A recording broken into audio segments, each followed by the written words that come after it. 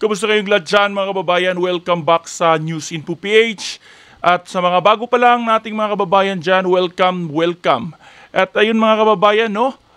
Etong napakainit na issue natin pag-uusapan ngayon dahil ang mga PMAer generals mga kababayan ay may bagong manifesto dito para kay Martin Romualdez mga kababayan, no? Dahil dumadami na talaga mga kababayan itong mga generals na hindi na kaya ang pananahimik mga kababayan, no? At yun nga ang nabigay sila ng bagong manifesto mga kababayan matapos ng gipitin, no? At sampahan ng kaso itong si retired nag-resign na captain ng PMA mga kababayan na si Captain Dado, no? So eto mga kababayan ay sinampahan nga ito ng kaso ng sedition ng PNP General na si General Torre mga kababayan. At yun, alam naman natin na hindi naman basta-basta gagalaw ang mga opisyalis na yan kung walang nag-uutos mga kababayan, no?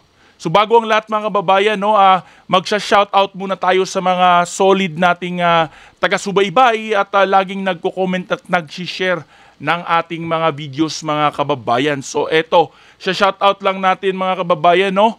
Etong si Kabayang Gemma Martinez mga kababayan. Shoutout sa dyan kabayan. God bless sa'yo at mag-ingat ka lagi.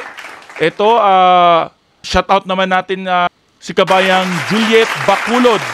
Shoutout sa dyan kabayang Juliet. Sana'y nasa mabuti kang kalagayan ngayon. At eto pa mga kababayan, shoutout natin itong si Kabayang Romeo Marcelino. Shoutout sa dyan kabayan Romeo. Shoutout sa inyong lahat dyan, no? Sa mga bago pa lang, no, huwag nyo kalimutan na mag-subscribe at pindutin ang bell button para updated kayo lagi sa mga maiinit na videos na ating tinatalakay araw-araw, no? At huwag nyo kalimutan na mag-comment mga kababayan para ma-shoutout naman kayo sa susunod natin na videos at syempre mabasa rin ng taong bayan yung opinion mo at reaction mo mga kababayan dahil itong social media natin ay magiging isang platform ng sambayan ng Pilipino, no, para naman marinig yung boses natin sa buong mundo mga kababayan. So ito na mga kababayan, no, sabay-sabay nating panoorin itong bagong manifesto ng PMAer Generals laban dito kay Speaker Martin Romualdez mga kababayan. Sabay-sabay nating panoorin to mga kababayan. Magandang araw mga kaibigan. Pag-usapan natin itong post ni Brigadier General Orlando De Leon. Brigadier General, no mga kababayan, retired Brigadier General. Mga matataas na opisyal to mga kababayan. 14 hours ago pinost niya ito. So ito mga kababayan, no, ito si General Macanas mga babayan. Dating general din to, retired general at ngayon ay naging isang vlogger na, no? Blank. Hindi ko na lang basahin kaya masama.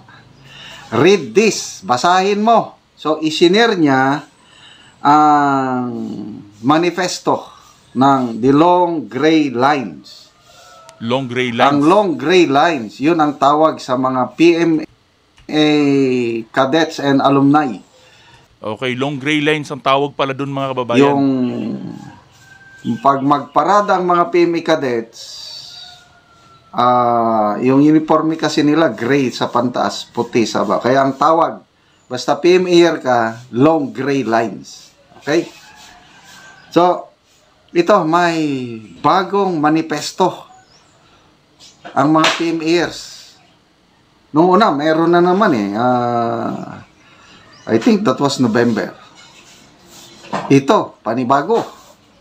Panibago mga kababayan, no? Sinulatan nila, sana mabasa ito ni Speaker Martin Romualdez. Basahin ko The Long Gray Line.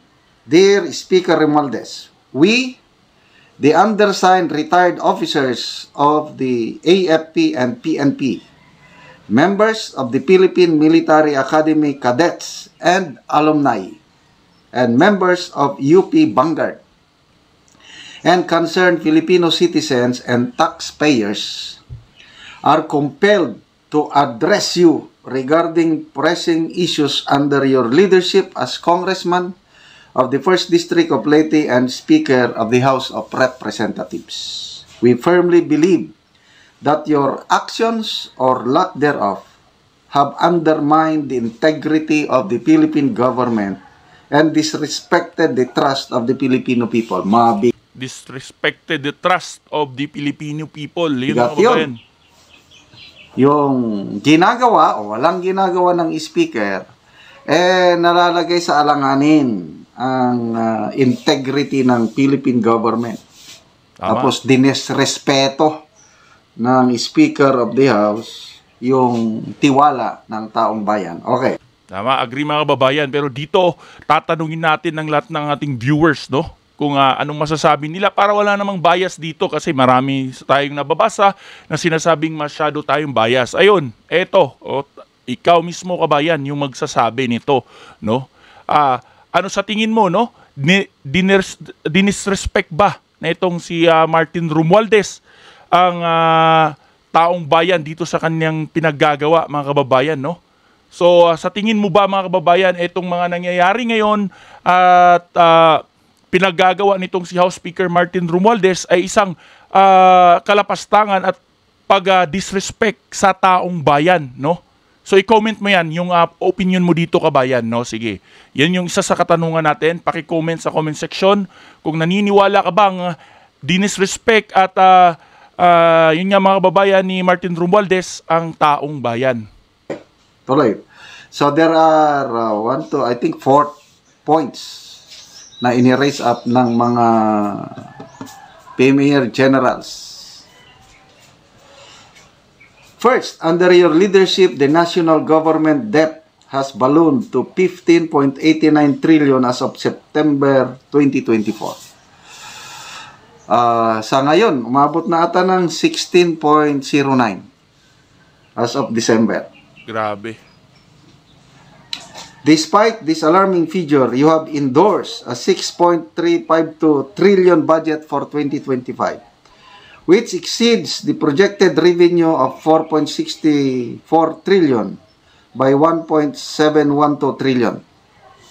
Such fiscal irresponsibility risks bankrupting the Philippine government and burdening future generations with insurmountable debt. Yun nga, mga babayan, no? Nilubog sa utang yung ating bansa at ang babayad niyan, magsasakripisyo niyan ay ang future generation ng mga Pilipino, mga kababayan. Kasi syempre, sino ba naman mababayad dyan? Syempre, yung mga taxpayers, mga kababayan, no? So, lalong tataas pa yung mga babayarin. At kung tataas yan, mga kababayan, lalong hihina yung ang value ng ating pera at yun, mga kababayan, mamahal ang mga bilihin. So ngayon nga, mga kababayan, no, isipin nyo, ngayon pa lang, no, dati, mga kababayan, ang 1,000, napakalaki niyan, no? Mga kababayan, napakarami ka nang mabili dyan na grocery. Ngayon yung 1,000, mga kababayan, halos hindi na makabili ng pang isang araw, no, na pagkain, no, mga kababayan, dahil sa sobrang mahal na ng mga bilihin ngayon. So grabe, mga kababayan, napaka-ano talaga. Ano na talaga ngayon. Bigat na naman to, fiscal irresponsibility. Ang income ng Pilipinas for 2025 is only 4.64 trillion. Ang budget, 6.352. Oh, lagpas so may pa. Budget deficit, mangungutang Yung gastos, mas lagpas pa sa income ng bansa natin. naman ng 1.7. Pero yun nga, nakikita kasi, mga kababayan, kung wala talagang korap, ay hindi naman yan ganyan lolobo, no, mga kababayan. Isipin nyo nga, sa kuha na nang galing, history in the making, pinakamalaking ginastos sa isang taon lang sa confidential funds, mga kababayan, ay itong si President Bongbong Marcos, mga kababayan. Na wala man lang nagtuligsa, wala man lang nagpa-hearing doon, no? Ang kanilang ginagawang hearing ay kay VP Sara Duterte. Kasi halata naman masyadong, mga kababayan, na panggigipit ang kanilang ginagawa. 12 trillion. Nilatagan na nga sila ng COA, no, mga kababayan. Isipin nyo, no? Nilatag ng COA kung gaano kalaki yung agwat ng ginastos ni PBBM kumpara kay VP Sara Duterte. Pero focus pa rin sila sa pagtulig sa panggigipit dito kay VP Sara Duterte. at wala silang aksyon o reaksyon sa ginastos na itong si PBBM. Okay. So yan, ang unang issue, fiscal irresponsibility. Second issue. Second, 26.7 billion from DSWD's AKAP program was diverted for a people's initiative to amend the Constitution. This misuse of funds intended for displaced Filipino workers is not only unethical but a betrayal of public trust. Tama. Such acts, if true, demand accountability and transparency. So, AKAP, no? Oh, ayan, yung AKAP mga kababayan. Yan, lagi kong tatandaan mga kababayan, lagi kong ipapaalala sa lahat ng mga mamamayang Pilipino na huwag kayong magpaloko dyan sa AKAP na pinupush ng administrasyon ngayon, especially ni Martin Romualdez. Kasi nga mga kababayan, front lang nila yung kanilang sinasabi na para sa mga mahihirap, no? Para sa mga low class na Pilipino. Pero yung AKAP na yan mga kababayan, pang harap-harapang korupsyon yan. Yung ano nila. Isipin nyo mga kababayan, yung pondo ng PhilHealth, pondo ng tawag nito, DSWD, inakyat. No? Samantalang yung PhilHealth, binawasan na kailangan masyado ng taong bayan. Dapat nga mga kababayan, no? Kasi bayad, yung pera ng PhilHealth galing talaga sa mga pinagpagura ng taong bayan is dapat ang i-focus nila mga kababayan ay dapat libre na sana, no? Ang mga tao pagka nagkasakit ay libre na dahil may PhilHealth. Yun dapat pagtuunan nila ng pansin, no? Pero imbis na ganun mga kababayan, ay ang ginawa nila, binawasan pa yung pondo ng PhilHealth, no? So nakakaano talaga mga kababayan, nakakabwisit. Ayun na nga kay Attorney Vic Rodriguez, hindi dapat yung pondo ang galawin at pakialaman. Kundi yung mga namamahala dyan sa PhilHealth, sa departamento na incompetent, sila dapat yung kasuhan, palitan, dahil hindi nila na-manage ng maayos yung ahensya, no? Yun dapat mga kababayan. So binawasan nila. Ayun yung DepEd, eto talaga ang sinisigaw ko mga kababayan eh. Nakakaawa na yung sahod ng ating mga guro at mga benepisyo mga kababayan. Ay wala na, halos pantay na lang sa mga ordinaryong manggagawa mga kababayan. Professionals yung mga guro natin, napakahirap mga kababayan magturo, lalong-lalo na sa mga bata, napakahirap mga kababayan yung buhay ng ating mga guro. Tapos yung sahod nila napakaliit lang, no? Halos na nababaon sa loan, sa utang itong mga guro natin. Yan yung dapat taasan ng sweldo at mga benepisyo. Pero anong ginawa mga kababayan? Tinanggalan din ng pondo. Tas ang tinaasan mga kababayan, di PWH, kung saan tuwing may eleksyon, nang sisira ng mga kalsada dahil makakakuha na naman ng pondo, no? Yung may komisyon na naman, no? SOP, no? Samantalang yung mga sirang daanan sa mga sulok-sulok ay hindi nila magalaw kasi nga mga kababayan, hindi naman ito makakuha mabilis ng pondo sa national. So ang gagawin nila yung mga kalsadang maayos pa ay sinisira, no? Nakakaano talaga mga kababayan, ito pang AKAP, no? Pinupront nila as ayuda pero ginagamit nila sa kanilang pansariling interest, pang personal mga kababayan, no? So nakakabisit itong ano ni Martin Romualdez talaga mga kababayan. Kung sinasabi nilang anti-poor, hindi yun anti-poor mga kababayan, no? Para sa lalo nilang nilulugmok ang mga Pilipino sa kahirapan. Third, the widespread corruption under your watch remains unaddressed. Up to 20% of the national budget is lost to corruption annually. This reality diminishes public trust in Congress, often referred to as the Philippines' biggest criminal syndicate. Your failure to champion reforms to eradicate corruption and restore credibility to the legislative body is deeply disappointing. Okay, so corruption naman ito. Yung second issue is AKAP. Yung first issue is fiscal irresponsibility dahil yung ginagastos natin sobra sa income. Nangungutang. Okay, fourth, your extravagant spending have raised serious concerns. A multi-million-dollar donation to Harvard University, that's $2 million, and a 1.25 billion acquisition of 20% stake in EEI. Ano ba itong EEI? Are priorities that do not align with the struggles of ordinary Filipinos. Its existence underscores the need for greater financial transparency from public officials. Furthermore, your position as a close relative of President Marcos Jr.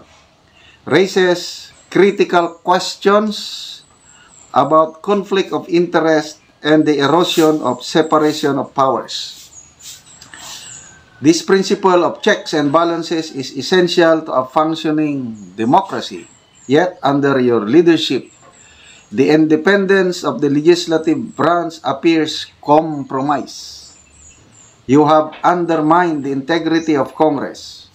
Your leadership of the Quad Committee has been marked by incompetence, which has shown a lack of respect for resource persons and their contributions. So, maalala ko, yung pinakulong nila si General Wilkins Villanueva, PMA class of 1988. Grabe, no? You allowed criminals. Isipin nyo mga kababayan, mga general, pinakulong nila, no? Pinakontempt nila. Daming pumalag talaga doon mga kababayan. Dahil ayon nga sa mga retired generals, retired officials ng gobyerno, yung mga taong yun nagserbisyo sa bayan para protektahan yung bayan dito sa mga NPA. At ngayong nakaupo, puro mga NPA, no? Na mga representative kuno na ginagamit ang mga party list. Ito dapat mga kababayan, no? Ito dapat ang isa sa ating panawagan na dapat pagka mga NPA, may background na history ng NPA mga kababayan ay hindi na dapat makasama sa anti-government yung mga yan Panggulo talaga sila mga kababayan. So, sampal sa mga opisyal ng gobyerno yung ginawa nilang pagpapakulong kay Wilkins. An enemy of the state to get involved in the supposed honorable body of Congress. Such behavior is a disservice to the institution and the people it represents. Tama. So, yung nagpakulong kay yan yung General ko. Wilkins Villanueva, ito yung sinasabi dito. In the light of these issues, we urge you to reflect on your actions and their impact on the nation. The Filipino people deserve leaders who prioritize their welfare, uphold integrity, and respect democratic principles. Tama. If you are unable to address these concerns effectively, we strongly believe that stepping down, ito na, resign na. Reflect mo na. Muni-muni. Pag hindi mo kayang ayusin ang mga concerns nito, issues nito, step down. Yun, step down mga kababayan kung Pero kaso mga kababayan, alam naman talaga nila na hindi nila kaya dahil iba naman talaga ang totoong agenda nila mga kababayan, no? Plataforma para sa bayan, para sa ikauunlad ng bayan, ganito ganyan, pero ang nangyayari pag nakaupo na, kanya-kanyang kurap na sa pondo ng bayan, no? So, ayan, na nila yan mga kababayan, routine na nila, no? Ginawa na nilang gatasan ng bayan ng Pilipinas, no? Kasi dynasty, political dynasty na yung mga yan So ngayon, kinagagawa nila, tuwing eleksyon, kukuha na naman ng pondo sa bayan, at yun, mga SOPs, mga kababayan. So nakakaano na talaga mga kababayan, so dapat na talagang matigil ito mga kababayan. At ito na nga, napakarami na ang nagsalita, no? Unang-una si dating si Mayor Magalong, no, mga kababayan, mayor din yan.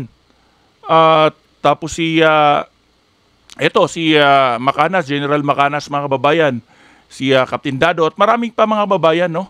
So hindi na talaga nagustuhan nila itong mga nangyayari ngayong pambabastos sa sambayan ng Pilipino.